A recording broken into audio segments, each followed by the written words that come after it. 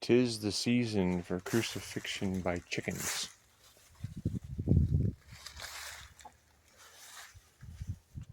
Yeah, seriously though. Ow. Who would do that to somebody, right? I mean, God, and then support it, right? Support it being done, cheering it on, allowing it to happen. So I got crucified by chickens today. This, I don't know. It doesn't look very. It's not very big, but man, it sure is deep. Ouch! It was these thorns. I was pulling on a branch, and then all of a sudden, that nearly went through my hand. I was like, "Ow!" Not that one specifically, but one just like it, just as vicious. So why?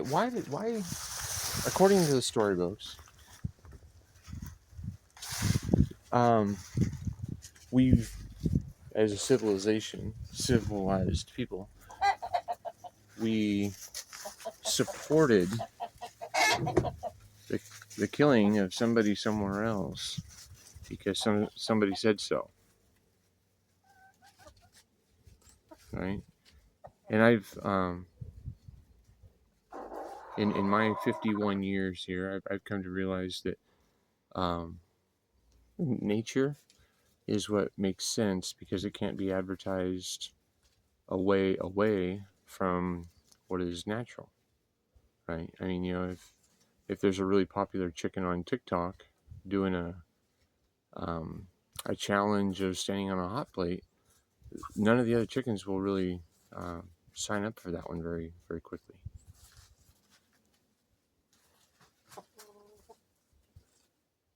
I've also realized that if we allow the authority of somebody somewhere else to supersede our responsibility as a humane being,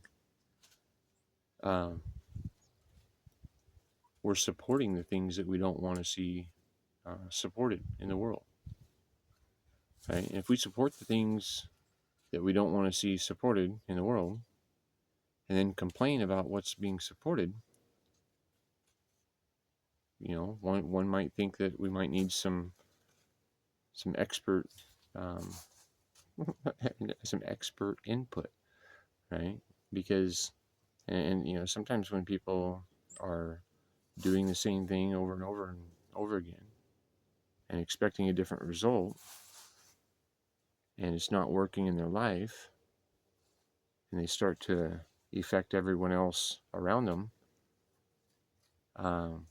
they become institutionalized.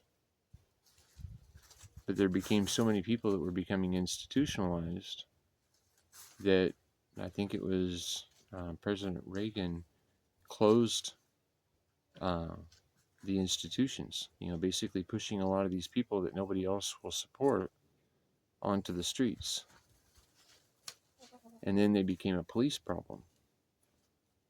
And then the police became a problem because the justice system isn't really holding people accountable, so the police are arresting the same people over and over and over again, right? But that's because somebody somewhere told them that's how they're supposed to do their job.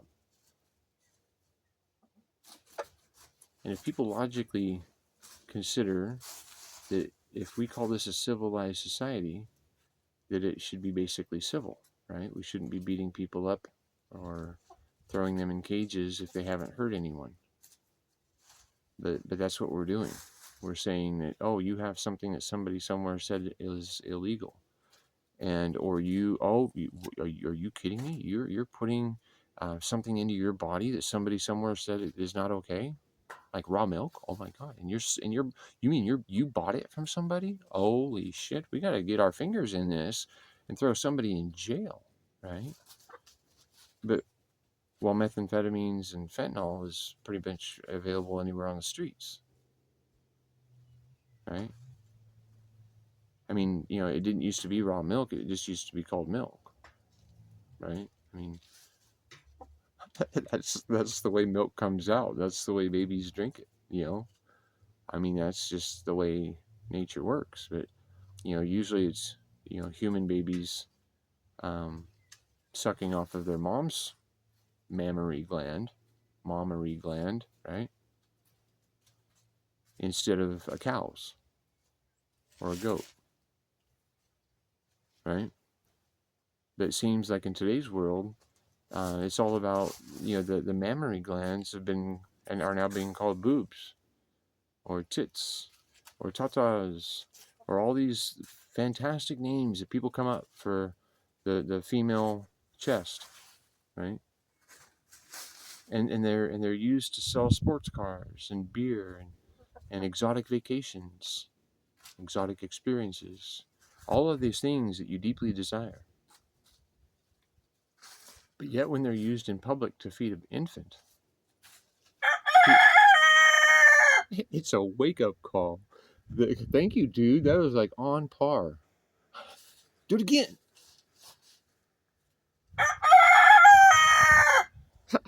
See, nature's just perfect, right?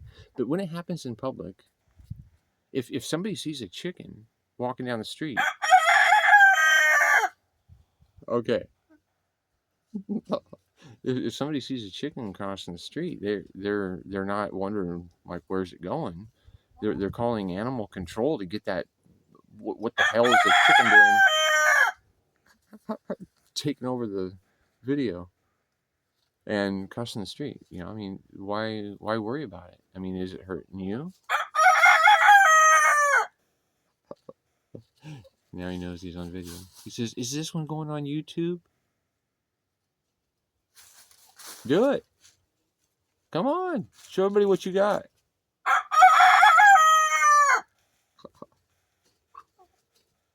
And the hens are like, "Yeah, we just like corn and bugs and seeds and stuff."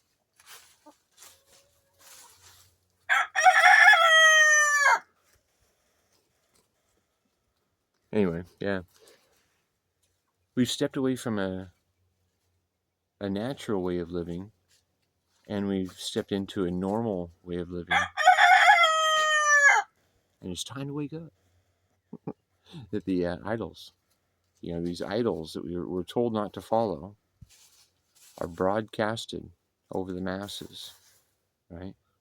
They're using television programming to get you to see and act and do things a certain way, to support things without question. because that's what everybody's doing, right? Because everybody's doing it, and it feels normal to you if it's comfortable.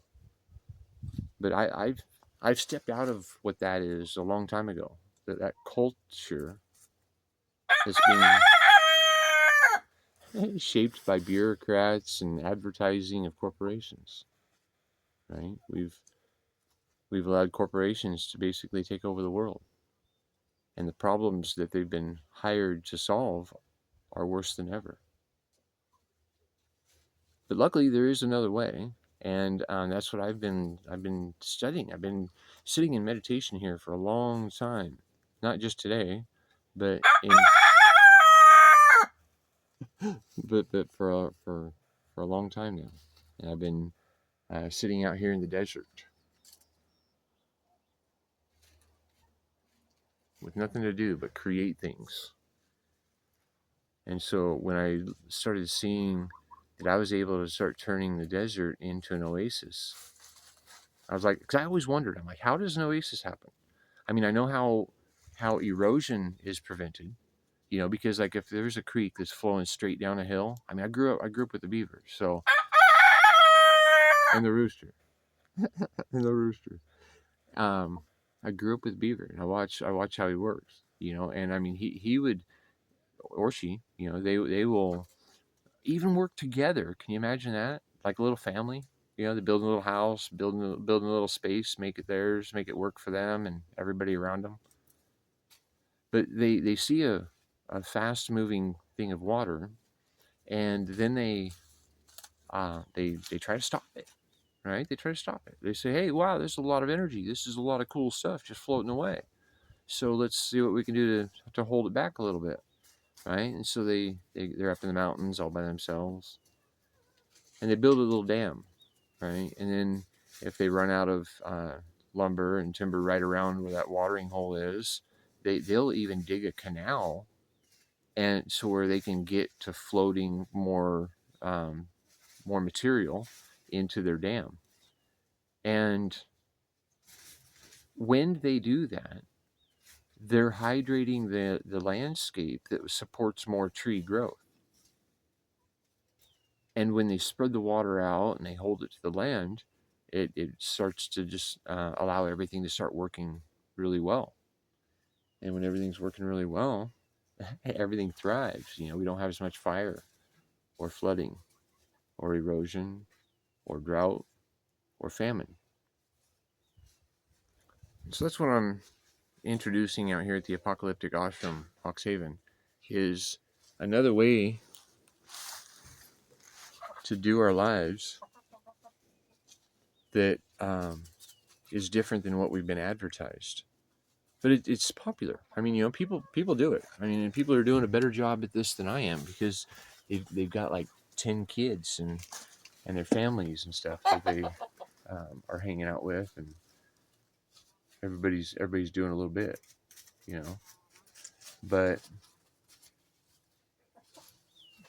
anyway, yeah. So here we are on April 3rd, I think. Yeah, April 3rd, and the sun is coming out, and it's warmer than it's been in a long time.